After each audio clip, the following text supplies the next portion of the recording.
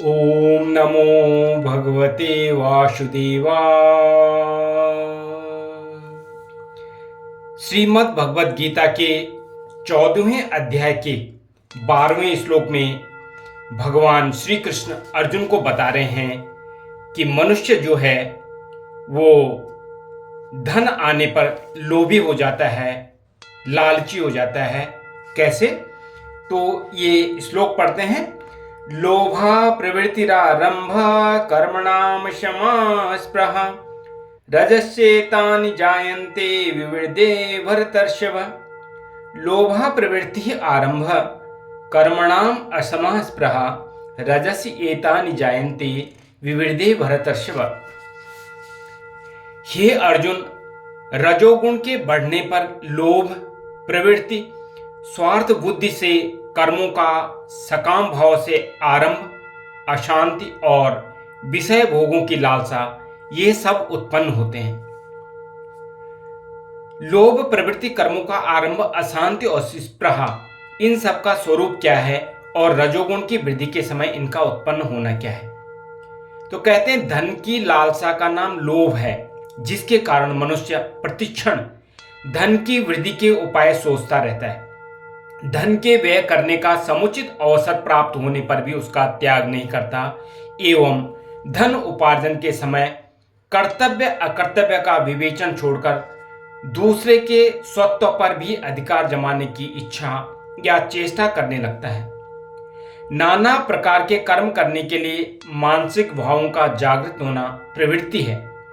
उन कर्मों को सकाम भाव से करने लगना उनका आरंभ है।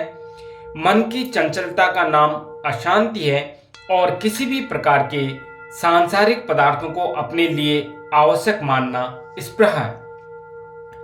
रजोगुण के बढ़ जाने पर जब मनुष्य के अंतःकरण में सत्व गुण के कार्य प्रकाश, विवेक शक्ति और शांति आदि एवं तमोगुण के कार्य निद्रा और आलस्य आदि दोनों ही प्रकार के भाव दब जाते हैं, तब उसे नाना प्रकार के भोगों की आवश्यकता प्रतीत होने लग जाती है। उसके अंतःकरण में लोभ बढ़ जाता है। धन संग्रह की विशेष इच्छा उत्पन्न हो जाती है। नाना प्रकार के कर्म करने के लिए मन में नए नए भाव उठने लगते हैं। मन चंचल हो जाता है। फिर उन भावों के अनुसार क्रिया का भी आरंभ हो जाता है। इस प्रकार रजोगुण की वृद्धि के समय इन लोभों आदि भावों का प्रादुर्भाव होना ही उनका उत्पन्न हो जाना है। इस श्लोक में भरतर्षभ भी आया है।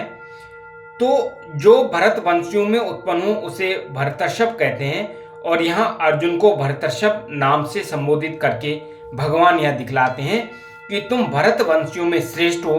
तुम्हारे अंदर रजोगुण के कार्य रूप ये लोभादि नहीं है, अर्थात आपके अंदर लोभ नहीं है और आप लोभ से परे हो।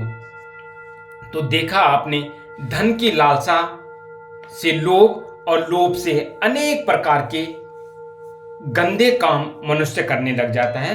तो भगवान ने यही कहा है कि रजोगुण को कम किया जाए और मनुष्य फिर ये लोभ आदि की प्रवृत्ति में न पड़कर, धन संग्रह की प्रवृत्ति में न पड़कर और अच्छे कार्य करेगा।